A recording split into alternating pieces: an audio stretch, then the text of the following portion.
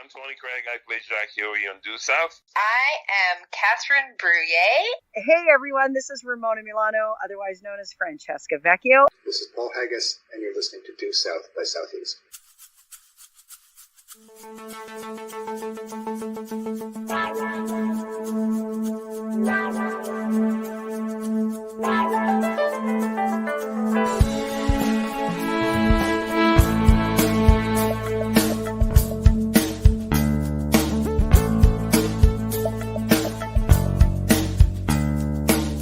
I wish this podcast would carry me away, but while talking to Squee and Michelle, get a word in edgeways. Record over a bottle of rum on a dock in Southampton Bay. Hey, Due South, that is what we're talking about. Due South. Saddle up my microphone, get deep in bed, girl, a bone. Due South by Southeast.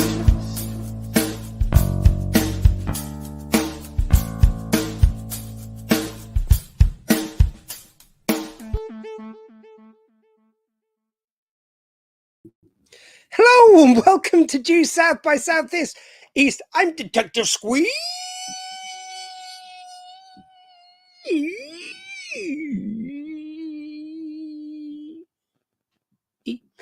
With me, as always, of course, is the one female without which I could not make Due South by Southeast happen. Of course, off camera, it is Lieutenant Willow. She's looking up, but she's being shy right now. I mean, she'll bark at any other occasion, but anyway. And also hanging about here somewhere down there. Don't know if you can see her on camera, but it is Mountie Michelle. Now, yeah, I am down here, believe it or not. How long did it take us to get the camera set up so you could be seen? Honestly, I had to put more cushions on this chair. Thing is, I swear I have not moved anything in the setup since we last recorded Due South by Southeast. Nothing certainly that I can think of. I moved right over to the edge as far as I can go. You can see the wall here. And somehow Michelle, I think, has got smaller. I cannot believe I've actually got. I think she's got smaller. That's the only explanation there is. Now, I know we just started the show, but we've forgotten to bring some alcohol up. So I'm going to send, if I can, Mountie Michelle away to just quickly. And by the way, everyone. In fact, yeah, I'll get into this with them if you want to go and get the bottle of booze. It's nothing about you. I was going to say, now I don't know what you're going to say about me when I'm not here. You've made me paranoid. Not like that. Okay, I'll be back shortly. No, I just thought I'd have a word with them. Look, I didn't want to basically spend the material while you're here about. Now I've forgotten what I was going to say. Thank you very much for tuning in, everyone. I'm very sorry that this is once again. Please take time, Michelle. I could just film forever. That's fine. Yeah. They can still hear you, you know. Sorry, I bought some booze, especially for the recording. I've left downstairs, so it's in the freezer in the back kitchen. Oh, lost the TV. Oh, there we are. So, anyway, guys, it's all going off the rails already. Sorry for again having a bit of a sneak attack episode. Essentially, sometimes it's just hard to work out a date to record with Michelle's busy schedule as an NHS nurse and my general kind of busy lifestyle of doing one thing or another. I've just come back from LARP, for instance. Does mean that sometimes, sorry about any interference. It's getting a little interference on the mic. Or it might be where Michelle's mic is. We good? Good? I think we'll go right to it. So anyway, guys, yeah, sorry about the sneak attack nature of this. Yeah, just come back from LARP. Had an absolutely lovely time. I'd just like to say hi to all the members of the Lions in Curious Pastime, and especially the Knights of the North, of which I am now a member. I'm one of their priests, bringing disorder, of course, to the religion which I have joined. But how are you guys? I hope you're well. Hope you're enjoying the. I don't know what it's like where you are. I keep on meeting friends of mine from the north who keep on saying it's cold or we've missed the summer. It is hot, and I think this is the technical term. I think it's as hot as balls here in the south. We're like up to mid to late 20s here. It's just ridiculous. And before you go, oh, over in where we are in America, it's actually hotter all the time. Yeah, I'm sure it is, but we don't have the infrastructure where it's so rarely this hot. So we don't have air conditioning. We don't have all this fancy stuff. Even had to stop the fan you can see in the background here. So we're audible. So, just please get off my case about it, is all I'm asking. Not that what you happened were, while I was gone? Why are you moaning at the viewers? I don't know. I was trying to vamp and it just went that way. No, I'm only kidding, guys. It's lovely to see you all out there. Yes, I can see you in your homes. Stop doing that. Anyway, I want to thank you all for tuning in, all the people who tuned in, especially for our Tom Melissus interview. What a gent. What an interesting guy. What a hell of a career. Love talking to him about everything which he's been through, but it was really interesting to me, particularly talking to him about ADHD. I was not aware at all that he was someone who also has it, and it was a really interesting conversation. I really do not, or try not to go on about it too much, or kind of sound like, I don't know. I try not to go on about it too much, but one thing it really made me conscious of, which it has so many times since I found out I've got ADHD, is like the commonality, the things which we've got in common, which I would never have even thought, I just assumed was uniquely me. And it was when he was speaking about working with Tony Craig, and he was getting all like manic, and he kept on kind of coming in with stuff. And Tony Craig just lent to him some of his stillness, and I thought it was really interesting. So if you haven't watched it yet, please do check out my interview with Tom Melissus on the Due South by Southeast feed. Just before I forget as well, due to, I think I've said this on previous episodes, but due to the, I don't know what that noise was, but due to the sorry, we're getting old a bit, like, there's, I don't know if you guys probably can't hear this, but there's a really track, it sounds like a siren going. Someone is really milking that sound for all it's worth right outside at the window of my room here. Anyway, sorry, I'm getting distracted. But yes, due to changing rules around streaming on StreamYard, which I use to put this out to different locations, they no longer allow you to stream to groups. So for now, what I'm going to do is it's going to stream to my personal page. I'm sharing it to Due South by Southeast. I'm sharing it to the Due South thing. I'm well aware, quite a few episodes now behind on the audio feed. So if you're listening to this later, I've caught up, which I will do intend to do. But yeah, so for now, it's going to be streaming elsewhere. At one stage, I'll probably set up a Due South by Southeast streams page so you can follow that. But right now, please just bear with us. And all the episodes on YouTube are on the Dr. Squee Show's YouTube page, youtube.com/Dr. Squee. But anyway, Michelle, where else could they find us online, I wonder? I've done this for a while. No, we haven't. So Facebook. Yeah, where's that? Due South by Southeast. Yeah, which is that a page or a group, given that I've just talked about it? I mean, I just told you that it's a group which they can't. It's a page, a group. It's a group. It's a group. There isn't a page as of yet, but I might set one up for the streaming now. Anywhere else? Instagram. Yep. Due South BSC. Yep, sounds about right. Yep. Did we set up on Instagram? Yeah, we did. See, even I've got to remember. We did, yeah. I know that we did. Due South BSC. Yeah, that's what I was saying. Yeah. What if they want to email us? I mean, not that anyone has chosen to in quite a while, but Due South BSC @gmail.com. Yeah, you see, if you said that more often, maybe they would email us. And finally, on Twitter, or no, we're going to call it Twitter. I don't care. Elon. Again, I think it's Due South BSC. Yeah. Which we may or may not take down at some point in place for Threads, because it's getting a wee bit toxic up there in X. Not that it wasn't already. You see, I'll call it X when I'm saying how toxic it is. Twitter when it's good, X when it's bad. I mean, so it's basically X now. I mean, sorry, I said I wasn't going to get into this once we go on to record, but damn, every single damn post that Elon Musk makes, I now get a notification on, which just doesn't seem right. We got a comment. Hey, it's your friend of mine, Sarah Kirk. Sarah! Hello, I'm glad you're live, as I need cheering up, as Manchester United have just lost 3-0 to Liverpool. Wow, that's footballing at football. Well, hopefully we can I put a don't know, smile on Phil. your face then, Sarah. Yes, yeah, we want to put a smile on your face. We're very happy. Very sorry for you, but very happy to have you joining us. We don't really follow football though. Sam's local team, so yay the Saints.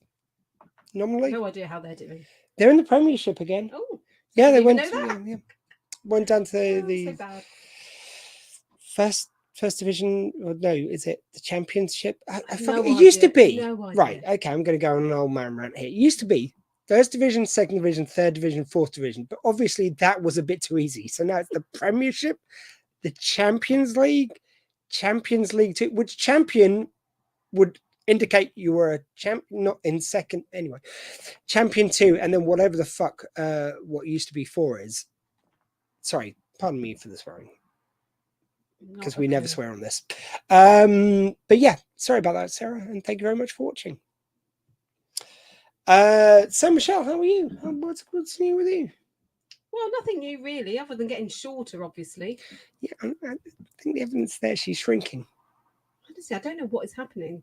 I think you're doing it on purpose, like you're making the chair a bit shorter every time I come around. I mean, even Tom Melissa's noticed. He said, "It's like, oh, Michelle, she's really tiny, isn't she?" no, he did. In fairness, say, I think he said something like I was in the background. Yeah. Like, oh no, she's actually sat next to me. she's actually short. she stood on the desk. You wouldn't believe it. Oh, we're gone. no, I think we're still live. You can But I probably think. still see us. Sorry, 1 second. This is going to look very. Yeah. Sorry about this. Our video. Technical difficulties. Hey, there we are. But we So shall I remain moved some professional. wires. I made the carnal mistake of moving some wires a little bit before we went live. So anyway, sorry, this heat is really getting to me. Honestly, I'm a bit distracted today, and that's me being distracted. So anyway, guys, so we've got an episode of Juice Out to talk about. But first, Michelle, in fact, we've got a few orders of business to go through. In fact, I think we should say what one we're drinking, because I think we should finish this one in favor of the one you just brought up. Yeah. So we're going to do things a little differently than usual. Yeah. Oh, I'm messing with the format on you. Mini Mountie Club. Eh? So eventually I will get that put on properly. We got a proper jingle for that done by your friend of mine playing Garrison. So that staging is all him, which we will share with you. Well, I'll get it back up properly anyway. But so you've gone out of order and now I'm not ready. Yeah, because you were so ready otherwise, yeah? Yes. Yeah. So do we have now this was the conversation we're having off mic, and I don't think you've had a chance to check. No, I never actually. But I'm wondering, and I'm not totally milking this sentence out so that she's got time to look, but I'm wondering, just perchance, if our guest last week, or a couple of weeks ago, I think it was now, Mr. Tom Melissus, just curious, perchance, is he on the list of mini Mounties? Do you know what? I don't think he is. I've just had a very quick scan and I can't see his name. Well, let's put him down then. Yeah. Okay, one day we're going to have to do a double check because we don't want any doubles on here. But, God, have you gone over in pen at some point, or is that just bleed through from the outside? Gone through from Oh, that's fine. where Okay. I've written on there. Yeah. So, what number are we on? 140. 140, Mr. Tom Melissus, which, believe you me, when we get to Christmas, he's going in the golden circle. Which, Tom, if you're watching, is not as perverted as it might sound. We just every year we open up the mini Mountie Club Golden Circle and we will welcome in some proud inductees. I believe Michelle, you're partying in there as an NHS nurse. We put you I in. am, yes. And we put in the entirety of the NHS, I think, following year. We've got a suggestion for a mini Mountie. Oh, we've got a mini Mountie. Oh yes. Yes. Sarah, what's the surname? But can my friend Richard be a mini Mountie, please? Of course he can. Yes. Mini Mounties always well. If you're watching, if you want to email into us, any way you want to get in contact with us, we trust you that you've got the permission of the mini Mountie to become part of the club. Don't pull that thread at all, because it's very much a trust system. If you say, can my friend be a mini Mountie club, we're going to imagine that you've asked their permission. Don't tell us otherwise, but we're going to imagine that that's happened. Yeah, what's Richard's surname, please, Sarah? Unless you would just like him in his Richard, Sarah Kirk's friend. His surname is Smith, so that sounds like a made-up name, but I'm not bothered. Richard Smith, you are in Mini He's Mountie there. Club. At number 141, Sarah. Please play this clip back to him so he can rejoice in his mini Mountie-ism. And please reassure him there is nothing involved. Nothing whatsoever. He doesn't have to dress up as a Mountie unless he wants to. By the way, we still could do an episode dressed as Mounties. I cannot believe we've done this many without dressing up. There has to, like, we'll pick the next, whatever the next special episode is, and we'll each get. We should do like a special Halloween one where we dress up. Like That's not that far. Zombie mini Mountie? I think that could work. Could be a thing. That could work. We're also on, I think, episode number 77. Yeah, it's a lot while off. 80s coming. Yeah, no, I think maybe. Yeah, maybe Halloween might be. It seems a good time to dress up, doesn't it? Would seem like a good time. So watch this space. We've been talking about doing this pretty much, I think, since episode 1. Like, we do one episode in outfit. Can I get like one of those like taller hats just to make me look tall? The best thing is you can just shop in the kids section. And, I mean, obviously it'll be a bit oversized. Kids are only so small. Has our mini Mountie? I'm going to forget her name, but there was an actual mini Mountie who asked a question to Paul Gross in the outfit. She could drop the link to where she got that. Then I think Michelle will be about the same size, if not smaller. This is what I've got to put up with, people. Because she's short. I don't know if you picked up on that. I also have one to put in there. Ooh, okay. My friend Kate de Havilland, or Kate DH, she goes with. So KTH or Kate H? Kate DH. It's de Havilland. I don't know how to spell that. So she's on Kate DH. DH. DH. She's on Facebook as that. So I think. Excuse me. Sorry, there was a sneeze button, but I didn't have time to press it. So thank you very much. Have you got any? Sorry, just to check before we continue on. So we've got a bumper, 3 inductees to mini Mountie. What are we on now?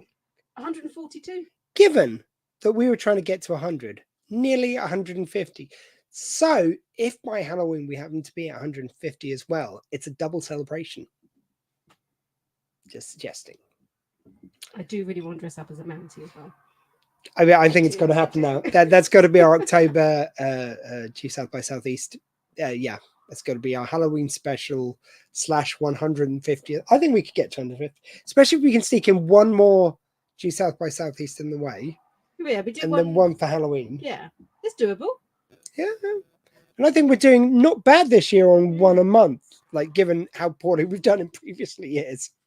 Yeah, that couldn't be helped though. We are doing better. We are doing better at our hit rate of South by Southeast. Anyway, right.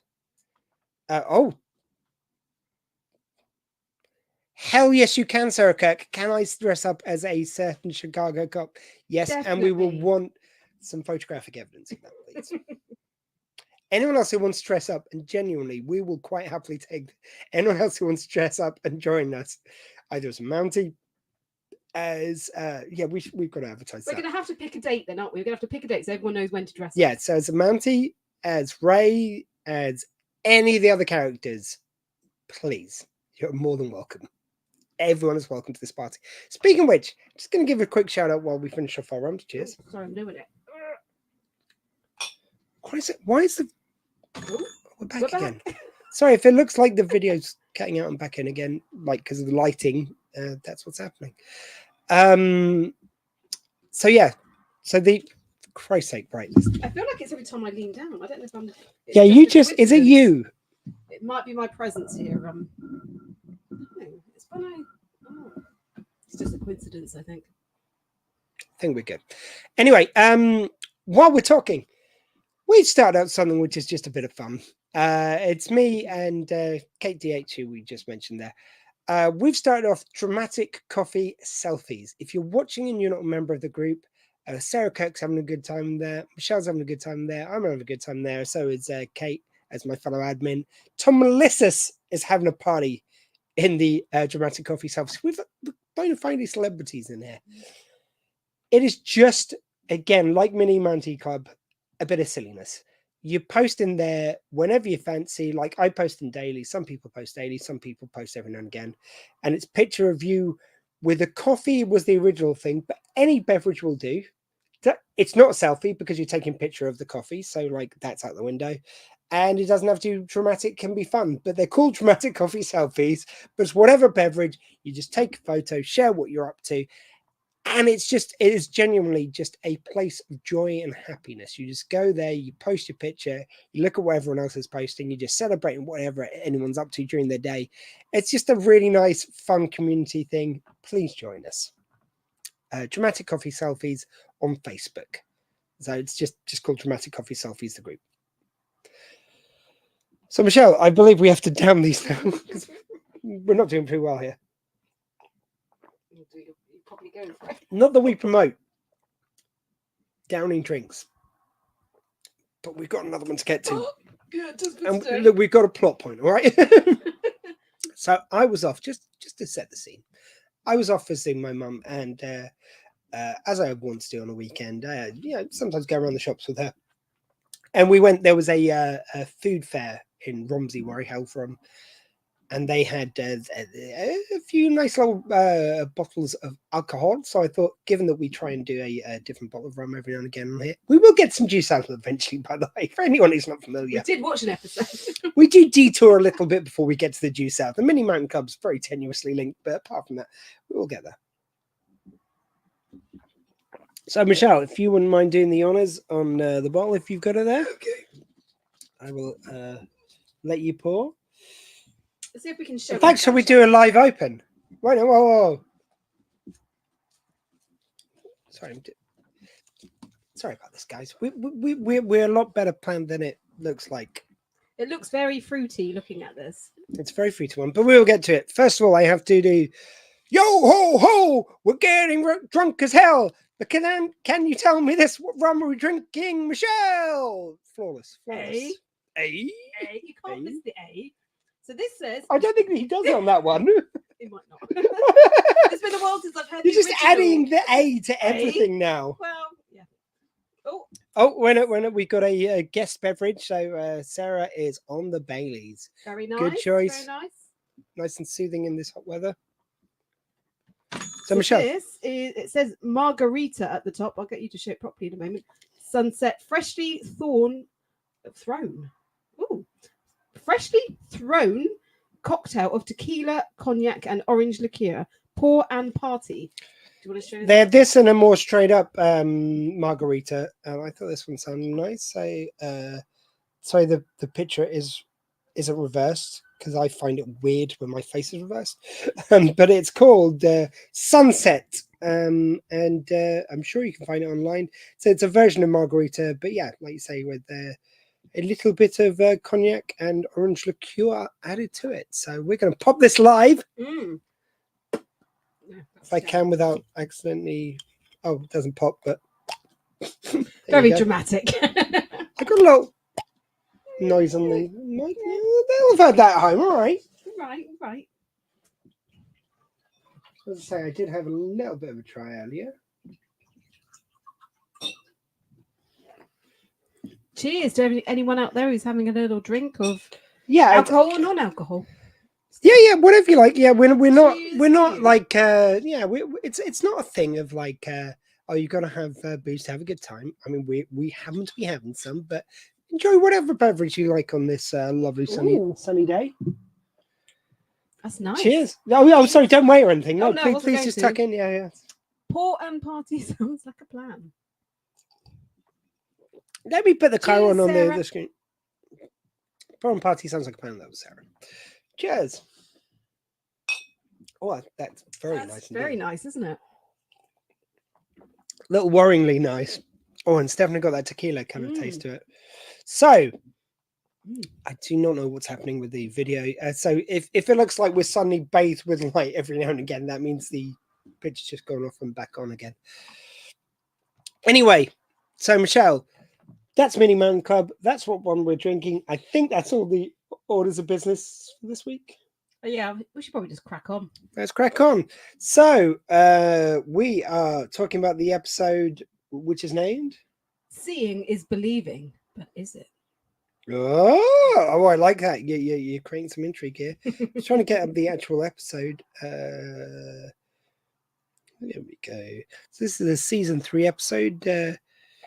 Season 3 and 4 only with 13 episodes, or as the UK, as it was released, 26 episodes in one jam-packed season 3.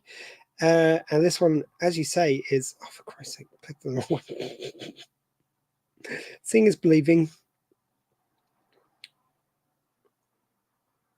Just talk amongst yourselves.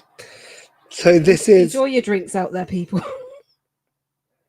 I would say the way I would describe this shorthand, just me, is after a man is murdered in their sight at a mall, Ray, Thatcher and Walsh argue over who did it and how utilizing Fraser to help uncover the truth. This one is written by Michael Tavisham and directed by Steve DeMarco. And I know we usually forget to do that, but we're doing it today. So, Michelle, first of all, what did you generally think of this episode? I thought it was a really good one. I thought it was a really good one, and it was interesting because it was a very different type of episode for due self. There was a lot of things about it that were very different, but they made it work. They made it work. It was really good. It was really interesting. And one of the things that kind of struck me was because this whole episode is based on like an eyewitness account of something that happened. Yeah. And it's actually notorious that eyewitness accounts are bad. Yes. That's a genuine thing. Eyewitness accounts are bad. And this episode is really interesting because you've got 3 people that are in a position where you would think that eyewitness testimony would be good, but and it's everyone's. Benny even calls them acute observers, or professional observers. Yeah, it's and I love the fact that it kind of really I think that's what season 3/4 can do really well, is where the first 2 seasons got into a sort of rhythm and a structure for each episode. Going in here, like it broke up that structure a bit, it played with it a bit, it got to do some different stuff. So it does play the comedy quite a bit here, but also I think it gives them different things to play. So this version of Ray particularly, and Callum Keith Renee, it really gave him, I felt, something different to do in this episode. Like when he's giving the we'll get onto it, when he's talking about, he puts himself into the flashback of what happened, and he was just so straight down the line, kind of serious. And it was just a different performance to what we've seen so far. Yeah. And I've recently seen him in, I watched back the Umbrella Academy before watching last series, and he was in the penultimate series of that, and watching him in Star Trek recently. It's just the layers of this guy. Like, I think where the later series were a bit more comedy, it's sometimes maybe could get overlooked exactly how much he was given to that performance, which I think where it does play it more for comedy could have been less if it wasn't done by such a great actor. So where do we start? It's absolutely great. Yeah, so it starts off that they're in a shopping mall, as they call them over in America. So we've got Benny, we've got Ray, we've got Diefenbaker, and they're walking and talking as they're going through this mall. And the one thing you wanted me to write down was the Swiss Army Inukshuk. Inukshuk. I loved it when Benny was giving the description of the Inukshuk. It's like, what does it do? It's like, well, it can show you where the best seals are. It can be used as a gathering. Like there was about 5 different usages. Yeah. And there's Ray going like, yeah, because always people are hounding me for where's the best place to hang out for the best seals. That's all I ever hear. It's just it's great.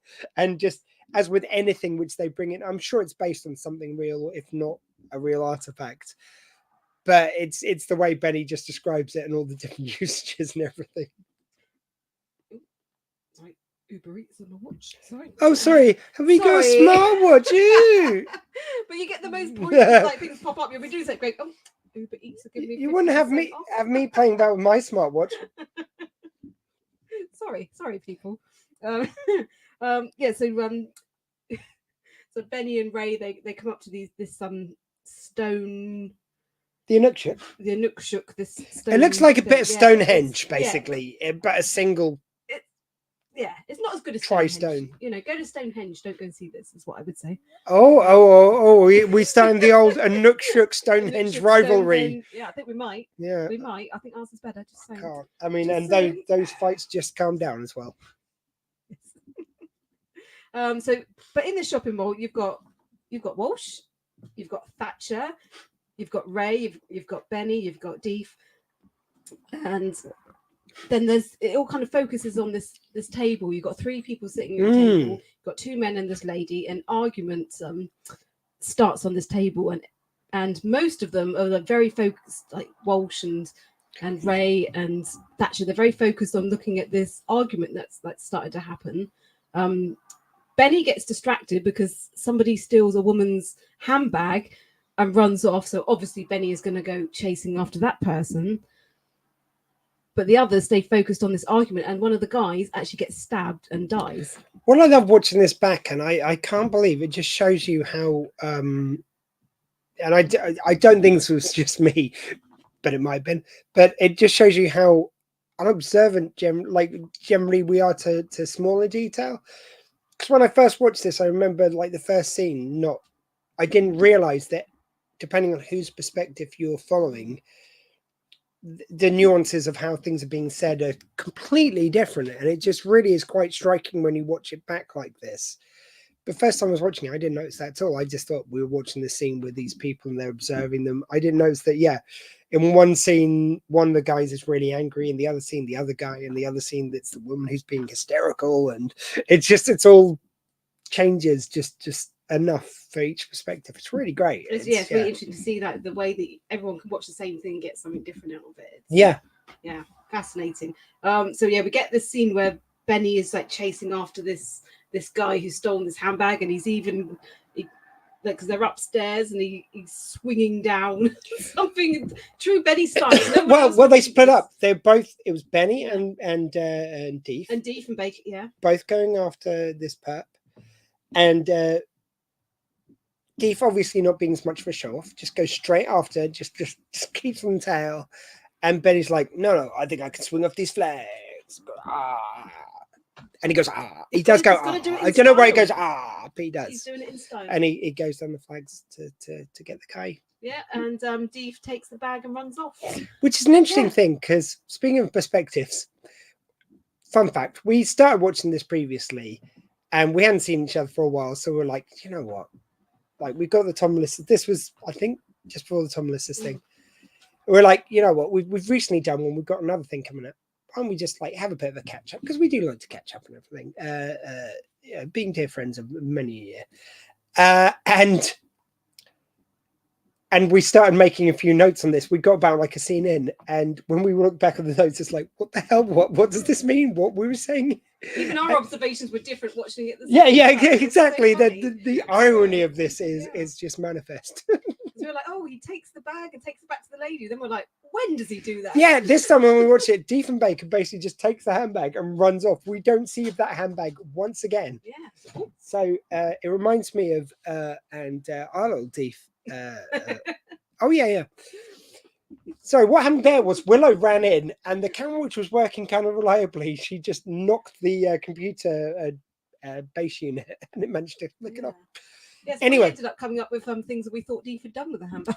Well, I've got a joke which it reminded me of. So this is an old Lenny Henry one. There's a guy who has got his dog there. He's a blind guy.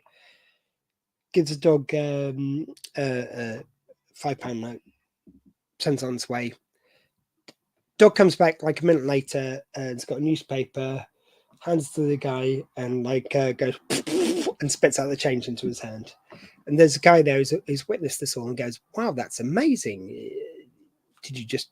How did you get the dog to do it? He's always had this down. I don't know why, but tell you what, do you want a paper?" He goes, "Sure, yeah. Here's a £5." So hands it to the dog. He goes, "Which one do you want?" It's anything but the Daily Mail. Wise choice. So we'll get you a Guardian. So hands on £5. Guardian. Dog goes, which means I understood you the first time. Goes off, gets the Guardian, comes back, gives the guy, spits a change into his hand. Amazing. What's your dog's name? Butch. Oh, Butch, you're amazing. You're wonderful. Little scratch behind the ears. And he goes, so what happens if you want something else? I goes, what do you mean? It's like, well, do you ever get anything other than newspaper? Get him to get anything else? Like for instance, if I gave him a 50, would he be able to go and get me some shopping? He goes, you could try. And he goes, all right, we'll give it a go. Puts 50 in his mouth. Why was I struggling with that? Puts a 50 in his mouth and goes, right, here's my shopping list. Quickly reads out a few bits. Dog goes, got it. So the dog goes off. They're waiting there. They're waiting there an hour. And they're like, well, could have been a queue at the tills. He's buying quite a few bits. Waiting there another hour. It's like, oh, both getting a bit concerned at this stage. Go out looking for the dog. Looking everywhere. They finally look down this alleyway. Dog's there, lying back, surrounded literally by bitches, like female dogs all around, traces of coke around his around his nose.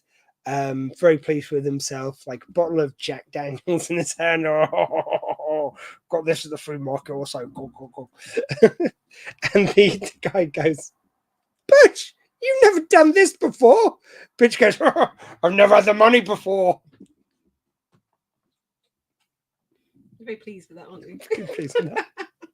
This was in the segment, bear in mind, which Lenny Henry back in the day did this song about bad jokes. It's like, talk about bad jokes, bad jokes, bad jokes. And then he'd go into a joke and then go back in the chorus.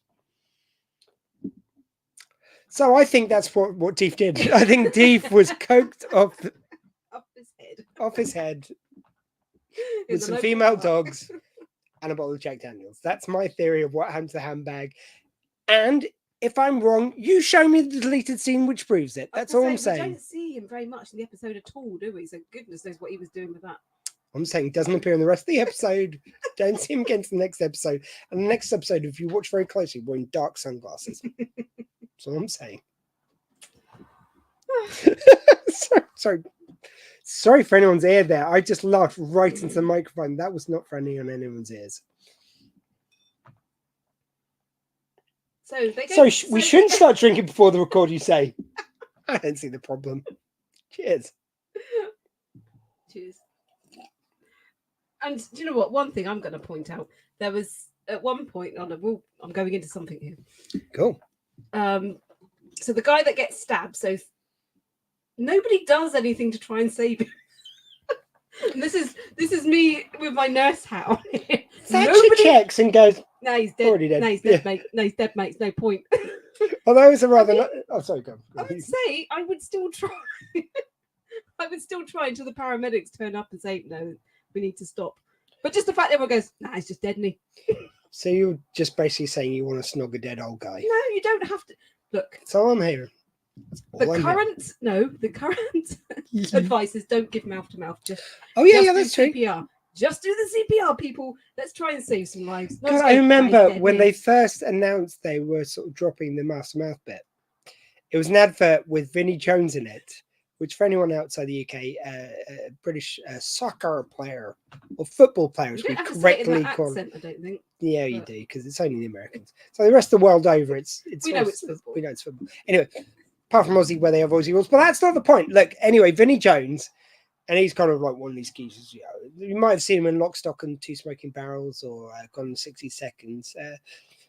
Not bad when he's given the right part. But anyway, that's another story. He goes on this advert, and it's like he's basically playing a geezer kind of thing. He's going, so right, here's what you do if someone needs some resuscitation. None of that kissing business, nothing funny like that. And it's like, it was so homophobic. It's like, it was probably the latest you could be that homophobic openly in an advert. But it's like, oh, none of that's not another bloke. Oh, we are men. It's like, just Jesus Christ. Good to say, it's not needed. Just do the Zoom. I mean, it was at most thinly veiled homophobia. I'm only laughing because of how out of step it is. I'm not laughing at homophobia, obviously, but just made me laugh how blatantly shit it was. Anyway. Yeah, so Thatcher just looks at him and goes, no, he's dead. No, he's dead, mate. No, he's dead. Don't bother. I did kind of like it. It was like Rose goes like, no, why don't you throw him out to mouth? She's going, I know what I'm fucking doing. It's just he's dead. That was quite nice touch. Yeah. Oh, it's something like, no, I know I've got the skills. Yeah. I've got the skills to do it. I'm just not going to. God, I'd bring him back to life if I did that. But that's another We don't story. want that for him. Yeah, so that was just something that struck me, and I think that's just me and my nurse going, you're not Sorry, even and gonna I was just totally Not after gonna telling try? you off, going, it's like, sorry, I think I've got a text message there. Oh, these Smartwatches darn are smartwatches, easily eh? addictive, but Yeah. they're so good. Yeah, aren't they just? Yeah, so then they ended up they're back at the station, and so there's nobody at the weird thing is, so they all go back to the station. So we've got Benny, Walsh, Thatcher, Ray. They go back to the station. The phones are ringing. They go, why is no one answering the phone? Nobody's there. Everybody's at the mall. Yeah, apart I from mean, them. that's the bit where I must admit I was like, is that standard procedure to send Yes, every cop you've got? everyone. Like, I don't get me wrong, I know it's murder. I know that's kind of serious, but do you usually send all the cops you've got to the mall? I don't think they do. Apart from, of course, we've got. I mean, this is quite a good one for all our ancillary cast, I believe is the phrase. Yeah. So you've got.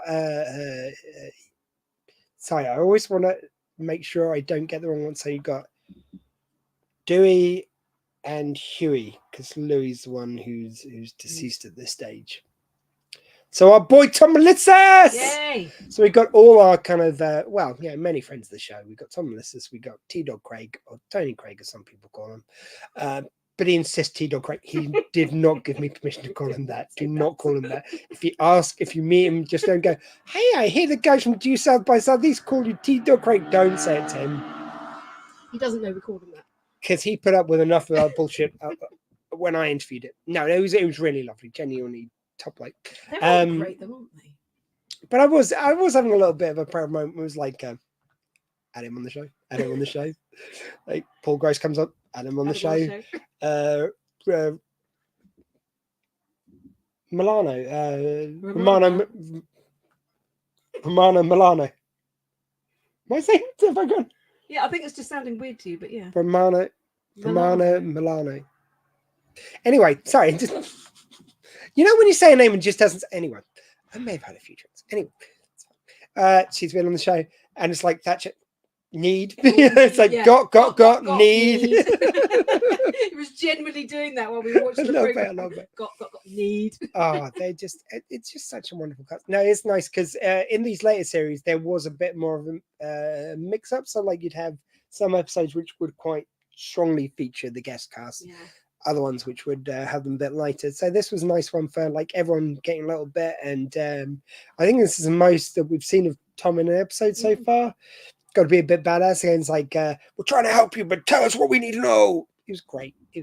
And yeah, it was awesome. Yeah, so it's fine. So they so the suspects they've taken back, but they're the funniest thing is they are talking about their experiences. They're like, oh well, we've got you guys as a witness. Let's take all your statements. Let's figure out who actually did the stabbing. Every single one of them has got a different version of events. So you've got Ray who thinks it was the guy that did it. You've got Thatcher who thinks it's the woman that did it, and then you've got Walsh who thinks both of them did it because it was like a mob thing, like taking him out. Yeah, and I felt like it was more like we've already established that Walsh is kind of the authoritarian. He is one of the people like with the Rays who learns from Benny to be a little less so, a little more understanding. I think he's the one who would never say it. He's the most who wouldn't say that he's learned anything from it because he still wants to pretend like he's the annoying Mountie. But I think it's clear that he does learn and evolve from being around Benny. But I think we set him up as the authoritarian cop. So his sort of stance on like, nah, it's more bad guys, like just lock them all up. That's already been pretty established. I think same thing with Thatcher. We've seen that romantic side with Benny. Which some people have very interestingly said when we talked about that, about the power dynamic being his boss. I thought that was kind of interesting.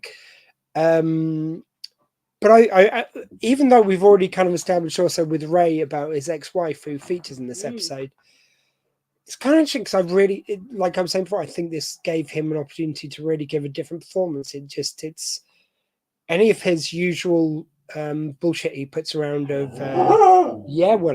bullshit. You tell him Bullshit that usually puts around about being the big I am.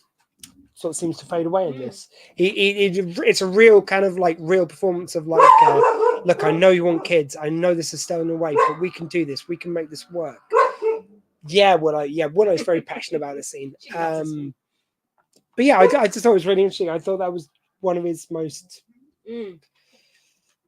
grounded performances in a character which can be a bit buffoonish, and I think he plays that really well. But I love the fact that he added that kind of play. Willow, shh. She just wants to be part of it. Yeah, jeez. Come on the mic if you're going to do that. That's all I'm saying. Face her audience. Behind the scenes, isn't it? Willow, can you do it in front of the camera? No. I would heckle you from over. Like it's we need a camera on her. She's like a Waldorf and Statler of this. Yeah, but it was funny because every one of their maybe you should go to South by Southeast and get out of here. No, but So you're saying all of like the observations that they'd made were based on their own life experiences.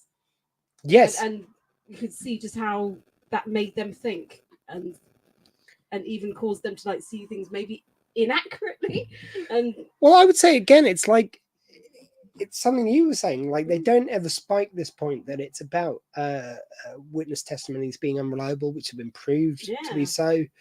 But it covers that without directly saying it. I do like it when they manage to cover a subject and not spike. Sometimes you do have to draw attention to the fact that you're talking specifically about something. It's kind of interesting where they like do it by example without just out and out saying it. But they made it fun as well. Yeah, they did make it They fun. made it fun. So I'm being very intellectual about this Yeah, now. so let's stop that, please. I can't help it. I go into analyst mode when we're talking about these episodes. Yeah. But it was also quite funny because when they were talking about their what their eyewitness accounts, and they're kind of like recreating it. They recreate it in the scene of the mole and how it looks so different. Like it was really funny when Walsh was telling his, and they're all like sitting there smoking, and all the guys around them are in the sunglasses. Oh yeah, sunglasses. It's like it took me a second because I was so drawn by them looking so serious and smoking that then I looked around and go, why is everyone else wearing sunglasses? It's just funny how it Went into a spy thing, so it kind of suggests that he's been reading some spy novels recently. And as Sarah Kirk says, yeah, will I raise some interesting points? Okay, you've got the attention and you're happy now. Not yet. Not yet. She might say some more, Sarah. We'll see what she's got to say later. And then you asked me to write down poor Delbert. Oh yeah, there is a bit in this where they go in and they go, Delbert, out of here. And it's like the guy, I mean, like this is the ultimate extra. It's like, not only do we not want you to have a line because we'd have to pay you extra, but don't face the camera. Look away and sneak past and get out of the scene as quickly as you can. You just see the back of this guy's head. And I don't think I've ever noticed, and it's probably because I do find it interesting with all the supporting characters in Due South by Southeast, but I just noticed you don't even see this guy's face. He just walks away without you ever seeing it. Or don't say anything. Don't look at the camera. Just walk out. Out of here. Don't turn around. This is really funny. It's one of two kind of like really interesting kind of, there's another continuity moment, which I'll point out later. Like people on IMDb should have had fun with this going, it's like, first of all, like under interesting facts, it's like there's a guy who just walks out, you don't see his face, it gets named. It's on screen. Because usually, if they're going to go there, it's like, it'll be just like, hey, Delbert, is it? Delbert, whatever. Delbert. Usually it'd be Delbert, get out of here, and you might see the back of his shoulder just going out the door. You won't, but you watch the back of his head going out the door. So it's the most, it's like it's too much of a proper shot for him not to see his face, but not enough of a minor shot to. It's just In my mind, maybe this is mean, but in my mind, I'm kind of hoping that's the only time he's ever got on camera on anything, and he's really proud of it. And he's like, "Oh, here comes up my scene." Really, they cut the bit where I face the camera. What the? I like to think he's just really pissed off with it. It's like. They told me I was going to get a line. Then they cut the line. And I go, hey, man, that's my line. They go, right, you're not even allowed to face the camera now. They were total bastards to me. I wrote down Ray and Thatcher argue. But I don't know what my point was. But they did. I mean, they are arguing over what each of them's seen. Yeah. Don't know That's what, the best I've got don't even know what there. my point was. Yeah, okay. Like I say, some of these were old notes. Although we'd all go, we've No, gone but all these might be the new to the new ones. ones. I think we'll probably- Don't try and use that Well, I'll excuse. tell you what, I'll make a motion. We'll start talking about Francesca the Civilian 8. Yeah, I mean, I was saying I thought it was unnecessary how tight and short a top was. Michelle was going, no, that's for the lads. I'm going, no, Michelle, that isn't appropriate. But she insisted that it was great. But I'm just surprised that that's clearly non-uniform that she's allowed to wear. She is very almost wearing that uniform, I'll have you know. Clearly just put in there for the lads. I mean, there was two scenes when we watched this one. It's basically, there's a scene, I don't know if this is the same scene, but we may as well tackle it all in one. There's one scene where you basically follow Franny's bottom into the scene. I mean, there's no other way. Yeah. Like, there's a scene where it's basically, I mean, it might be a little bit on her top half as well, but basically you're following a bottom into the scene in a way which would only happen in 90s and earlier, well, actually probably 2001, let's face it. Okay, up to the 2010s though, but after that, whoa, we've learned our lesson on TV. But like you watch this shot, but then there's another shot later of admittedly Benny's more dressed, but he's like doing the like almost the Baywatch run. So there is something in it, like at least they're equal opportunity. I don't want to say sexist because I mean it is though, but like at least they are for each. You know, it's like the amount of women. I sort of don't like. There's a lot of shows which I watch when you see like Baywatch. Let's face it, I don't think there was many women going like, "Whoa, Hasselhoff." I think it was mostly women in scantily clad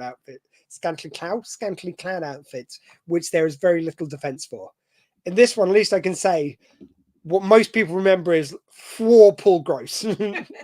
So I don't feel too like, maybe it at least takes the sin off it a little bit that everyone's objectifying the show. Yeah, it was just completely out of nowhere. Like, why are we just following her butt around? Why is this I mean, happening? I joke about it, and obviously that's not okay to follow a butt into a scene. But it was interesting because I feel like Fran, in a way, almost like Paul Gross as Fraser, he kind of like Fraser, sorry, he owned it by being sort of above sexuality. It was like he was just who he was, and like if a woman fancied him, he was usually oblivious to it and just acted like a good and decent man. So that sort of like took the edge off all these women fancying him and all the women at home, like, let's face it, objectifying him. And I think with Fran, the reason why a lot of it took the sin off it was because she was so empowered and she was so sexually empowered. She wasn't just a foil to men. She took control. Like, I don't think they were telling her to wear that outfit. But no, yeah, exactly. It does sort of fit the character. Yeah. But that shot it's difficult to defend. I'm not going to lie, but I did find Due South is such an interesting case for that. There was sexualization, sometimes inappropriately. So we've talked before about like the 50-year-old girl in a cab. I believe the actor was slightly older at the time, but it doesn't make it okay in context of like this cabbie chatting up a 50-year-old girl. So there was some stuff like I just find Due South endlessly fascinating for that some of the stuff was okay, some of the stuff wasn't, some of the stuff probably was more defendable because women had more agency than in your typical 90s TV show. It's interesting. Sorry, I think I've just got rid of most of our viewers on that little rant, but anyway, there we go. Yeah. But it was kind of funny because you know, they got this serious thing going on where they're trying to solve a murder, and Francesca is just trying to get a coffee machine. Speaking of coffees, dramatic coffee selfies on Facebook. Join it now. Because we were like, "Wow, we're totally with her. You need a decent coffee machine, especially in a police department. They're known for liking their coffee, aren't they?" Yeah, but like Walsh raises a good point on all the detective shows. It's always like they're always complaining about how bad the coffee is, and his theory is that kind of boils up the troops. It's like, oh, you got to feed them bad coffee, that'll keep them going. Police stations thrive on bad coffee. I'm not sure. I'll still take the good coffee. Yeah, myself, I'll take the good coffee. Thank you very much. Yeah, no, I think at one point Walsh does say to Francesca, "You need to get a longer shirt." I wrote that down. Yes, and I was saying, I think he's got a good point. Michelle's going, no, more skimpy. I'm going, Michelle, that's not okay. That's what I'm saying. And then I did make a note of because they're all like talking, like trying to figure stuff out, aren't they? Because they're all, no one's in agreement of what happened. At one point, Ray says to Walsh, "Can you hallucinate?" And Walsh just goes, "Not since the late 60s." That was not. No, it's not hallucinate. Hallucinate. And he replies as if it was hallucinate. Yeah. But I was like, well, coming from a police officer as well, maybe you shouldn't be admitting to stuff like that. Yeah, that was a nice little. I like the idea that Walsh maybe had a little bit of a take on a acid cigarette. Yeah, I was going to say a funny cigarette. It was 60s, basically acid he was on. Acid. He was on acid. Explains a lot, doesn't it? Well, that's sort of like. Sorry, 1 second. It does sort of go into that thing of like hypocrisy around policing of like how. Yeah. Sorry, I'm going to go into.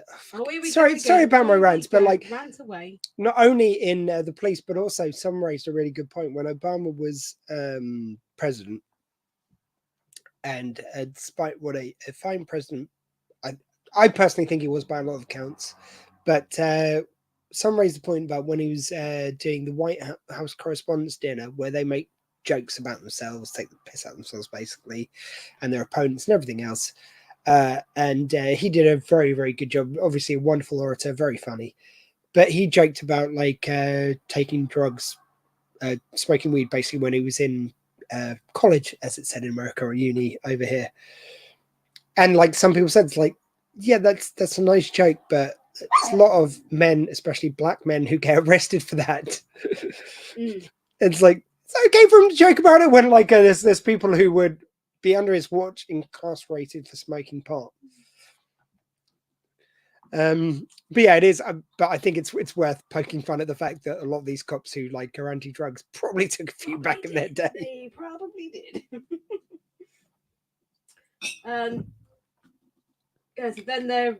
Oh, so I've written down when they. So I thought this was really interesting when Thatcher was kind of like talking through what she saw. And she talks about how she was distracted because Benny was running. That was quite funny. But then when she's focusing on what she actually saw on the table with the arguments, and it goes into this bizarre kind of like hand acting. I wrote down like every. So hand acting. I wrote down hand acting. But most of what she's describing is just hands. Is like when he grips her hand and then he pulls away, and all you're seeing really is just the hands doing all. There's all this talking and then like this hand acting yes on the table. But I thought that was very interesting. It's like a little bit different for due south as well. Yeah, and I liked it when they. Tonight, I liked it when they had the flag. Oh, well. So, did you want to get on camera? I think. Yeah, I think maybe that's what the problem is. She wants to be seen. Well, you're caught in the chair. You put your head through the chair there. She's like, she feels left out. Hello. Oh, poor below. Is it because you can't do hand acting? You could do port acting. So anyway, no, I thought that was really interesting, and I loved the idea of like whenever they did the flashbacks, because you are seeing from their perspective, they put themselves into the moment. Yes, I mean the only one who didn't was Walsh, which was really interesting because he was like, damn them all, so he didn't put himself into the scene. So I think it worked thematically to not have him doing that. Yeah, but they put themselves as one of the characters that was on the table, didn't they? But yeah, I did enjoy the hand acting. I thought that was quite funny. And then when so like Thatcher, she's thinking it was like an act of passion, and then there's this interesting thing that as she's talking through what's happening, she's actually standing like right in front of Benny, and then you kind of like cut back to it cuts her back, and Benny, and then she's like stroking his face. Sir, like snap out of it. I mean, this is probably the best argument for the person who raised the idea of like maybe your superior dating you isn't the best idea. Yes. But yeah, it's like, and she goes, oh, nothing. He goes like, I believe the constable is referring back to a time on a train. Benton. And that's enough of that. That's good. Yeah. But then they actually go and speak to the lady who's been, well, she hasn't been charged, she's been arrested. Because they're all saying, you can't keep them here. You have to arrest them or release them. They go and speak to the woman, and the woman confesses. She was like, yeah, it was me. And then you kind of think, maybe she's covering up for the guy. But when they speak to the guy, he's like, no, it's me. It's like, okay, maybe he's covering up for the girl. So it's all very confusing as to actually. Yeah, I love the stabbing. I love the turn throw and the way they kind of throw you off by the actual. Like, Yeah. Because when they get the first confession, everyone else looks crestfallen, and then when they get the second confession, like, haha, no, what I said was right. But when they're talking to the lady Judy, so she. Because Benny starts questioning her, like, where did you get the knife from? And she's like, my jeans pocket. And he gets a pen, doesn't he? And he's like, okay, use this pen like you would of the knife, put it in your pocket, and pull it out like you would have with the knife. And she could barely get out of her jeans pocket. So it's like, okay, probably wasn't you then. Well, it's nice because then they do a follow-up scene where Ray's like, yeah, you showed them, yeah, you basically proved my point. And he's going like, no, actually a lot of people get nervous or like fumble about, but they can find extraordinary dexterity when they're in a emotionally charged situation. And it's like, even then he's playing devil's advocate, which is really nice. And it was also with, I was going to say about Walsh as well. Oh yeah, because like something from, I think it was earlier on in the episode, but when he's talking about the fact that, like if one of you loads a gun and the other like hands it to someone else to shoot it, you're both responsible. So I want you both locked away, which is really interesting because it's like, I like the fact that gives complexity to Walsh's character. So it's like, first of all, that he would potentially lock away someone who he doesn't have proof on, which has happened with cops over the years. And like some of these cops are people who would otherwise think are damn fine men or women or people. And it's kind of, I love the fact that Due South kind of goes there. It's like, this is a decent, fine man who we like, but maybe he might make poor decisions if he wasn't backed up by these other people around him. Like everyone in Due South is made whole by other people around him. I think even like the original Ray was given moments where it was like he was morally ambiguous, and it's only by having Benny there. There's that episode earlier on in this series where they find there's some cocaine has gone missing because in the report it says one amount and a different amount one in. And then the excuse which our new Ray gives is like it's a smiley face at the end. And then it ends up with a lineup which can't be proved because the original Ray isn't there. And we never get a resolution on why the coke's missing. So it does. I love there is. I'm noticing this watch back more than ever, the ambiguity in Due South. It's kind of interesting. Kind of makes it more human as well. It does, yeah. You don't get a lot of this in a lot of programs. You don't see this kind of like human actual side of people. And I think a lot of us got that situation where more often than we like to admit, or even any times in our life, we might have made a poor decision if our friends weren't there and our people who we trust weren't there to keep us on the straight and narrow. I think that represents this, and I don't think policing should be kept away from that. No, definitely not. And when Ray and Benny are having that conversation, when Ray is going, when Benny is saying, but in these situations people can pull this different thing. He goes into this story, doesn't he, like from back in Canada, where he's like, you're going to talk about some guy who threw a bear over his shoulder, blah blah blah. Like, no, that'd be very plausible. But what's the thing? But there was this guy who threw an elephant seal. This man named Tim. It's an elephant seal. A man named Tim, and then he's like, I love it when Ray cuts him off. So you get the kind of suggestion in the story, and it's like, no, I haven't got time for that bullshit. We're going to get on with this. We're not. And again, it's another thing of like in the first series, you would have heard the story, and now you can sort of make the joke off it. Paul Crisp. Due South lives long live Ray and Benton. Definitely. Thank you. Sorry, we're just looking. Definitely. Thank you, Paul. Thank you, Paul Crisp. A first-time contributor, I believe, to the show. If you want to be a mini Mountie, just let us know, Paul. Let us know. You don't have to do anything. Nothing you have to do. Nothing. Absolutely nothing. But yeah, just a bit of fun. So I love that. We used to hear so many of his stories, didn't we? Most of the time they get cut off, but you still get the funny bits from it, I think. There was another bit I was going to mention as well. So when they're still in the process of going through like everybody's stories, their version of events of what happened, and then when it gets to Walsh, and like Walsh is like completely convinced it's like a mob thing, and he even starts to talk in like mob speak, doesn't he? He's like, Yeah. forget about it. Yes, that was a brother.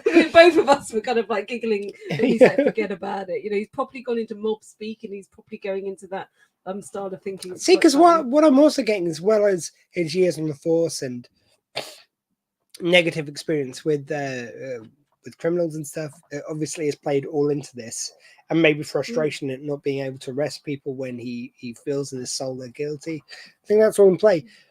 But I do think there's a heavy suggestion that he likes detective novels and mob Good old films mob and stuff. movie. I think there is, again,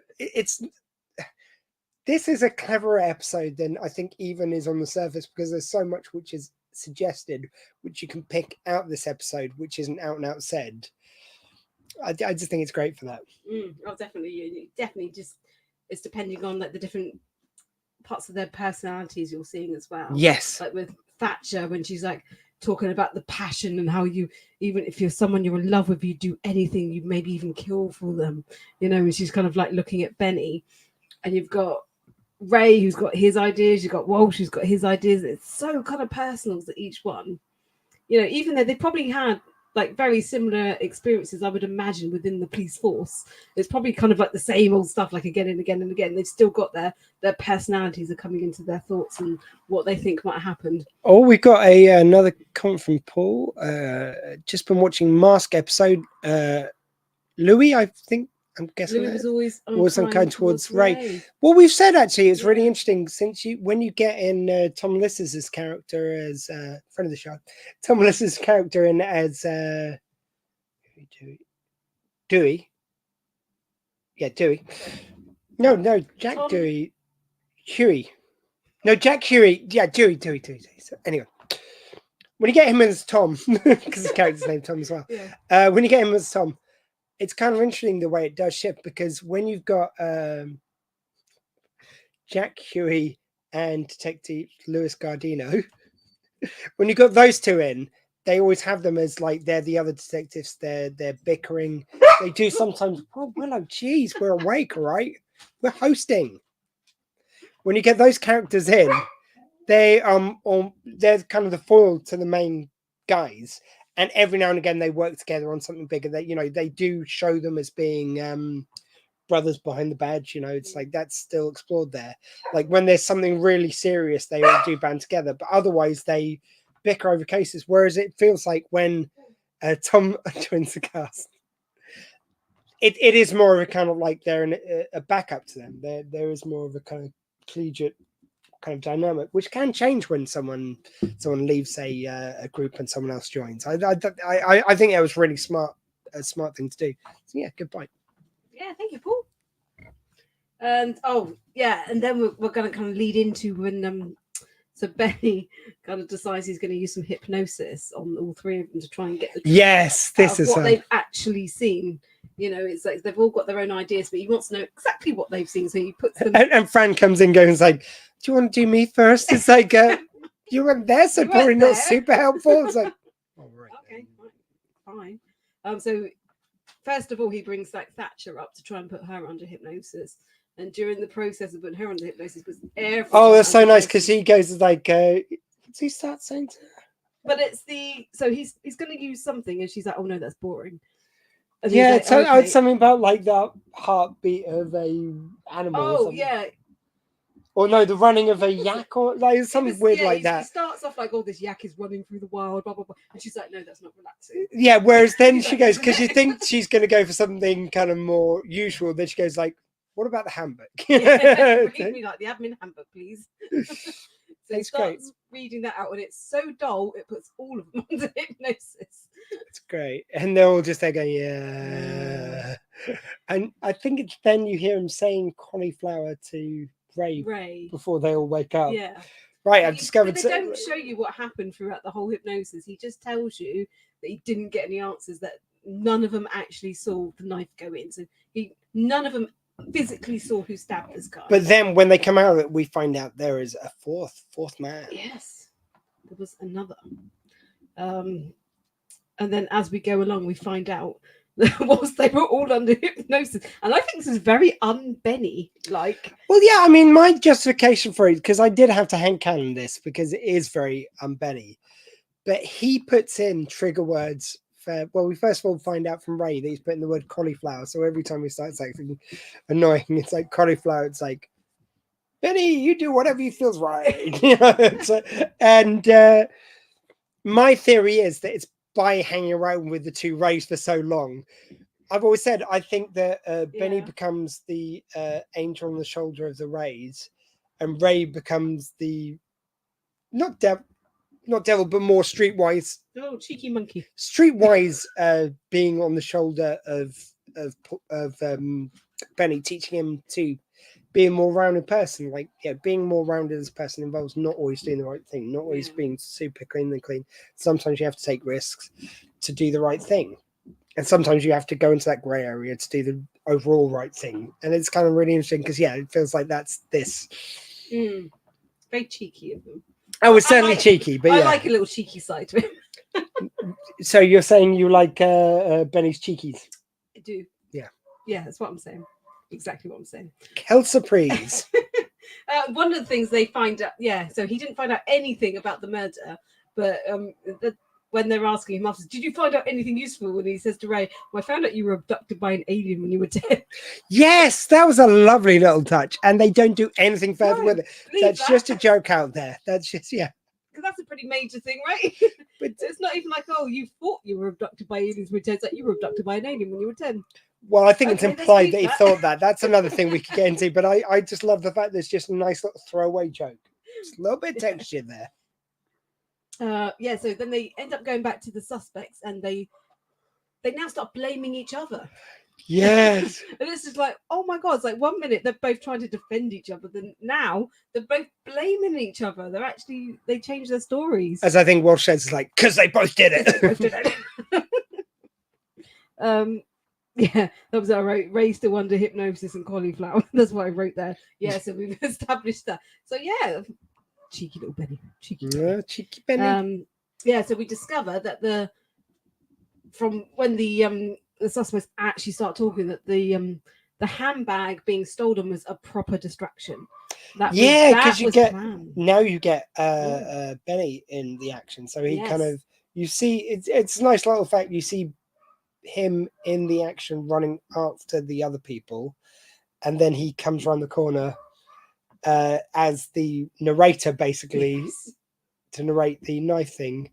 And is this where they show the knife throwing? Yes, I think this is where they actually show what happens. Because this is interesting, because Benny goes on about like throwing the knife, and oh, so you're saying that he just threw the knife and it hit? That would be such a shot. And he goes, well, let me show you. Throws the knife, lands straight in, and then when you cut back, you see him putting it back in his holster. A little bit of a continuity error. That's why I'm saying people on IMDb must have had so much fun with this. I haven't looked up, but it seems like goof. The fact that he puts the knife away afterwards. So yeah, he throws the knife and he's still got in his hand, but like he's just putting it away in his holster when they cut back. What's the episode? So then he throws another one because he's got another one to hand because he never threw the first one. They do a nice effect where he throws it and it goes in the back of the other knife. Yes, because he's just that good. So we got Paul Crisp again. How many people would admit to being a member of the Due South fan club? I think lots of people would. Wouldn't we all? Yeah, if I was, I would happily. It's okay, Paul. And Paul, if you want to be a member of a new Due South fan club, we've got the Mini Mountie Club here on Due South by Southeast. You just say, I want to be a member of Mini Mountie Club. Say the word and you're in, Paul. And you're in, and you have to do nothing. It's just a bit of fun. We want to get up to 100. We're nearly at 150. Unless you want to dress as a Mountie while watching the podcast. Because what we're planning on doing for our Halloween special, we're going to dress up as Mounties. We've been saying it for years. We've been saying for years, there's going to be one episode. So we're going to dress up. We invite you at home to dress up too. Even if it's just an allowed t-shirt as Ray. Yeah, even if you don't want to dress up, still tune in. But why wouldn't you? Anyway, we've just stared at the...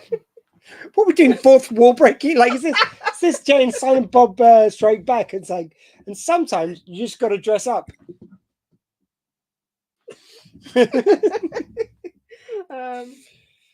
Yeah. So, purse snatch was a distraction. That's right.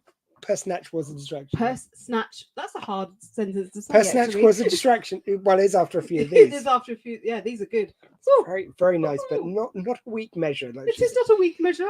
I mean, he did say it's because it's meant to be done over ice, but I've got 1 cube of ice, like a one big ice cube thing. We can't share one ice cube. Well, We're just going. I'll smash it up so we can have it in one of these after the record. But anyway, look, we're getting Anyway, whilst distracted. we can still talk, let's go through the rest of this. We're nearly there. We're nearly there, This is people. definitely hitting home. We're nearly there. Woo. Yes, so it was a planned thing. So they, this guy wants out. The baddie doesn't want to let him out because he's in love. So You there's anti-love now? There's a baldy guy sitting behind them, which is the guy we didn't know about, Yes. and he's the knife thrower. Yes, that's exciting. Yeah, which I believe It's exciting. was got from Central Casting as looks evil guy. Yeah, it looks like Dr. Evil. I mean, really, He's he's a bit bold with slimmer. sunglasses. He is just like Generic evil guy. the only person who was ever more obviously meant to be the bad guy was Darth Maul in The Phantom Menace. It's like, but he's dressed in black. He's got spikes coming out of him. He's got a double-ended red lightsaber. Lightsaber. And he's just red and black all over. It's like, I think he might be the bad guy. And this guy was giving off similar vibes of like Just sitting in the back looking like the evil guy. he's clearly the evil guy. So you had the distraction of the purse being stolen. Benny goes running after him. So while everyone's distracted, he throws a knife and kills the guy. So it wasn't either of them that had been arrested for it. That's what we find out. And that's when we get the knife thing. Yeah, that's where we get that knife throw in action. Oh, do you know what I did write down that we never mentioned? When Benny was demonstrating, we did write down. He was that demonstrating what? he's Michelle? throwing. It wasn't that kind of Don't be episode. rude. What, you were doing this, you were doing. I was not doing that. When I'm doing. Now you're really pointedly. Better. We're throwing darts. Yeah, it's almost like darts, but with the knife, Boom, boom. I wrote down shit that should not be. And that was the bit. That was about because of knife. the putting So it in that's the a pocket, segment on the putting it in podcast his Hollywood pocket, yeah. Babylon where they take moments from TV and movies which should not be. Much like this. Giving that a shout out. So the guy that stole the handbag, when he got kind of like released from jail, he meets up with the baldy guy, and then there's a bit of a shootout. And I wrote down Ray nerd glasses. So apparently I love it. He gets all these glasses. He's like, It's, hold on, there's a shootout. Let me put my goggles on. And they're like those flexible ones, like as well. It's And just this really, is coming from me, who always wears nerdy glasses. But it's just they're really nerd nice. I glasses. like the fact that it's like he is someone who, like, again, this is something which both the Rays have got in common is to always look cool, but they will put their job first. it's not something you would often see in a program. Like, hold on, there's a shootout. Look, me put my glasses on. I mean, that was the equivalent of in the UK NHS glasses from back in the day. Now, actually, NHS glasses are They're not bad now. aren't bad, but yeah, Yeah. back then you got what you paid for with free glasses. Yes. Then we get to a point there. The baldy guy comes up against Benny, and Benny thinks this guy's used up all of his bullets. Well, This this is guy's- straight after he's- that old yeah. Western. Did I find 3 rounds or 4? Do you feel Do you lucky, feel punk? lucky, punk? Do you? Except for it's like It's- them asking yeah. him if he feels like he is lucky, punk. Yeah. He's like, do you feel like you've got any bullets left in there? Do you feel like I don't? I don't know. Yeah, so it's we've got an intense standoff. And everyone else is out of bullets as well, I believe, which is why they're not. Because Yeah, like, no one does anything. Because I was confused as to why one. no one was like, at least should have his arm or something, But they later on say it's like it's Ray at the end goes like, get to the ground, I'll beat you around the head with this empty gun. Yeah. Like they established that they're also out of bullets. Yeah. So this guy goes to pull the trigger. There was no bullets. So then he gets out a knife and throws it anyway. Yeah. Oh my God, Well, like, who it has was a like Benny who backup said knife? it's like, now I know you like you're assuming you have bullets now, so you're probably going to like, throw a knife at me. And I like it's so Benny to like it's like just in case you haven't thought about throwing the knife at me, I'm going to call it out. Just put that in your head, yeah. Just take your knife out, throw that at me. It's fine. Yeah. So he does. So he throws a knife, and luckily he's okay. But he was like to Ray's like that was close. Yep. And then funny enough, like Walsh seems to be the person that's right about all of this, doesn't he? So Walsh is like, it was a mob thing. Like gloating a little bit at the end, wasn't it? It was like, wasn't the passionate pool boy? It wasn't that. It was the mob thing. And I love the fact that he's bragging about the fact that he was right all along, and then suddenly someone comes across, like it was. Oh, sorry, it's Tom and T-Dog. Yes, they come out and like and they've got like it's Tom specifically. He's got the foam mustache. It's like, where'd you get that from? What the hell? And then everyone's walking around with these fancy coffees because Fran's put it in. That was nice. Yeah. It was a nice little touch at the end, wasn't it? Because, you know, all this drama's going on. All Francesca is worried about is getting a decent coffee machine for everyone. And again, on the way out, you've got like Thatcher goes past. Nice little bundle of the episodes. Like, right, come back to the station now. You're going to do... It's like, what was that? Eggplant. And she goes, yes. Or you could stay here with your friends as long as you like. I'm going back now. Which, the only thing that raises with me is, we did not see that hypnosis session. What did he implant in Walsh? We have no idea, but you know he's done something. Any of them. The power that man now has. Mr. Paul Crisp, some fans were divided with Vicky and Kowalski. I like them both. Yeah. Yeah. Definitely. They both brought something different to the character, didn't they? And I think you just got to love them both for what they do, what they bring. It's, you know, it was obviously very difficult to kind of lose Vecchio. It was, but I think they did a great job, and it's like they somehow made it a similar character, but there were important differences. And I think hiring a great actor like Keith Renee, I mean, again, the long tail of career he's had since, everything he's done, like he certainly was not a one-trick pony. Like and I think it really did. I'm taking it wrong. I'm sure he did some wonderful performances before, but in Due South, I really feel like he shows that he can take a character which is similar to the character he's replacing and make it so different because he is a great actor as well as some great writing. You know, I think there were certainly touches when Paul Gross took over, which came into the writing, which differentiated the character. But if it was a lesser actor, I feel like it would have been too similar. Yeah. Anyway, that is this week's episode. We've got some orders of business now, Michelle, though. Let's do it. Are you singing? Give me the information I seek. And tell me what are the best moments. What the best moments of the week. It's the best moments of the week. Yay! So we're going to start off with the tough one. And I know you're going to struggle with this. Out of all the moments which were presented in this episode, what is your best Stephen Baker moment of the week? Of all of them, of everything. I mean, he was in it so much, wasn't he? It's got to be the fact that he took the handbag, ran off, and bought cocaine and prostitutes. Well, you agree with me then. I was just going to say the bit where he chased down the criminal, but no, the stuff which happened with the cocaine. Decided he did afterwards. Would Lenny Henry's joke lie about this? No. Just watch the next episode. Dark Sunglasses, I'm telling you. So we got the most American of the week. Let's go for most American of the week. Most American of the week. Oh, that's a tough one. So, because we can't. I'm pretty sure. You see, the thing is, I can't remember. I'm pretty sure we both had Bo Star. Yeah. For was it Bew Star? I always get his name. I think it's Bo. I think it's pronounced Bo. Bo Star, I think we both had before, because otherwise I think, would be great for this because there's so much Americana happening around his character. Mm-hmm. However, I've got it. I'm pretty sure I've never done it before. Please write in if you can be asked, but I don't think you can, if I'm wrong. But I'm going to go for Thatcher as the most American of the week because she talks to a lot of the romantic ideals, I believe, which are very big in American culture. And that kind of God, that kiss on the train was very big American kind of style, I think. And I think she's speaking to that. So I'm going to say, Thatcher, you are my most American of the week. Over to you.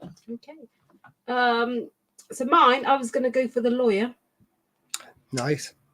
Partly laziness. I think she was American. And I think What do you mean? Is that as in Kowalski's ex? No. When Judy's lawyer turned up, because her dad is somebody. Her dad was someone important, and he'd sent this lawyer, and she was just kind of like, my client's dad's got money, let her go and get that guy next door who's already got a rap sheet. That kind of American lawyer. I've been watching a lot of true crime stuff, and it just seems to resonate with me that's how the amount of American women I know who watch true crime. It's saying be concerned, Gary. Be concerned. Not too concerned. It just seems to be a very middle-aged woman thing to start watching American true crime. And fantasize about killing your partner. I know. I wouldn't say I'm planning. Yeah. Maybe I thought about it, but not planning. That's a very different thing. So the most Canadian of the week. I think I've got the winner on this one. See, that was hard. I might need your notes for a second. Ooh. Closed my book as well. Most Canadian. I kind of wanted to go for both of the people that were arrested for when they were both. Oh yeah, you're doing a double. Well, yeah, I kind of am because they were both. That wasn't my drawing, by the way. It's not my art. That is my cookie recipe. I've got all kinds of stuff in here. I thought this was exclusively for Due South business as well. But it is now. It wasn't always. Yeah. And where are the cookies? I will show you my cookie recipe. No, make cookies. Don't just show me a recipe. That's just. I don't know. I was kind of struggling between both, and because to start with, both of them wanted to take the rap, and we all know how lovely Canadians are. We know they're lovely people, and they would take the rap murder. Yeah, and then they sold each other out the second layer. Yeah. They ruined it a little bit in the end, but maybe I'll say Judy just because I can remember her name. But I'm going to say Judy, because she was like, "Oh no, it was me." It wasn't him. Well, we're using the microphone, so I'm just going to use the sonic screwdriver for this moment. But Delbert. Oh, Delbert. He is the most Canadian of the week because they cut his lines, which I've imagined that they gave him. They made him face the opposite direction, but he's like, no, still doing my job though. Like the job is what comes first. And if you don't give me any lines, if you make me face a filing cabinet as I shuffle out, which you're going to have the camera on me leaving the room. You're not going to like cut away and go like, hey, you get out of here and then cut away from me. No, you're going to show me going out with my head facing the wrong way. But I'm going to act because I'm a professional because that's Canada for you. All right. To Delbert. Nice. Very good. My little salute to Delbert. So I didn't even think about Delbert enough to. Oh, you didn't even think about Delbert? Well, Well, I thought about Delbert. I care about Delbert. Delbert, you're my G. Oh, if only we could make Delbert a Mountie Mini. A Mountie Mini? A Mountie Mini. A Mini Mountie. Well, he will have to write in if he wants to be a Mountie Mini. Oh, dear. Is there anything else we do? I don't think so. I think that's Smoke enough, the week, isn't it? Smooth American, I think we've done it all. Canadian. I think it's everything. Points out of 10 though. Ooh. We haven't done that, and I think we've forgotten it some episodes, but we'll never mind that out. Right. We may have, yes. How many eyewitness statements out of 10 do you give this? Was it 10 or 5? So is that a 10? When you 10. give it? Oh, this was a good one. It's really good. This was a It's good not one that absolute classics, Yeah. but I do feel a bit underrated after watching it back now. Hmm. I'm going to go. Ooh, I'm going to go 8.5. Wow, I was thinking like 7 or 8. So I think I'm going to give it 7.5. Okay. So 7.5, 8.5 is where I like we that go. they did some different stuff with this episode. Yeah, and again, it's when you watch it back with a critical eye, with a mind to reviewing it for Due South by Southeast, it makes you think about it more. And I do think there's a lot going on this episode. So it was great that I just love the way it's centered around just some of the great cast as well. Yeah. Such a great cast. And they just centered it around them and their viewpoints and their feelings and their, kind of brought their personalities into it. And they did different stuff and different ways of filming stuff. There was so much kind of thrown into this episode you don't normally get. Yeah, there's a lot to it. I think 7.5. I'm almost an 8, but I just think there's so many episodes which are just through and through amazing. Like, so I try and put in perspective due south, like for other we've said this many times before, but for other TV shows that might be a 9 or a 10, but for due south they've got such deep bench of amazing episodes. Anyway, that's the moments of the week. That's the mini Mountie Clubs. That's what we're drinking. That's our eyewitnesses out of 10, and that's another wonderful episode of Due South, and indeed an episode of Due South by Southeast. I've been Detective Squee. Joining us on the comments, actually I'm going to give him a shout out, has been Sarah Kirk and Paul Crisp. Our Wolf, who's been noisier than usual, has been Detective Willow, or no, not Detective, sorry, Lieutenant or Lieutenant Willow. And joining me, of course, the littlest, miniest Mountie has been Detectives. I was going to say Detective Michelle. Mountie Michelle. Oh no, I've lost the plot. Well, it does feel like I'm doing it myself. I've lost the plot. It does feel like I'm doing it by myself, apart from doing all the notes and a lot of the work. But yeah, it's okay. Has been Mountie Michelle. So, Detective Squee, sorry, Mountie Michelle. If the good viewers and listeners and everything, and by the way, this is just some place you can get in contact with us just on the screen right now. That's for the podcast edition. Say, oh, I forgot we had the currants for all the rum we were drinking. We should have brought those up. Anyway, it's too late for that now. So, not I'm getting distracted by myself, but say, Michelle, if the good folks watching at home, see if I get this right. Let's just imagine for a second they might have a device, say a compass with them, I don't know, and they want to know perchance which direction they might keep it pointed in till next week. What direction would that be? I would guess due south by southeast. Thank you kindly.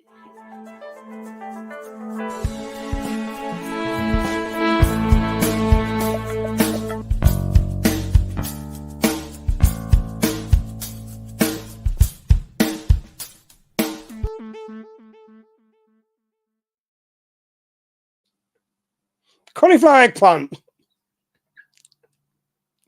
So you saw nothing. Yeah. That's what we're saying.